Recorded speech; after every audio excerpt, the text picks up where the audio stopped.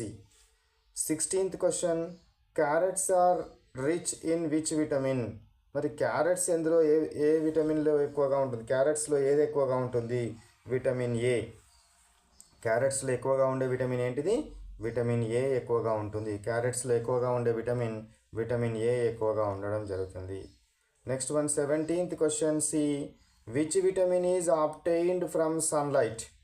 Sunlight నుంచి మనకు లభించే విటమిన్ ఏంటిది? సన్లైట్ నుంచి లభించే విటమిన్ ఏంటిది? Vitamin D.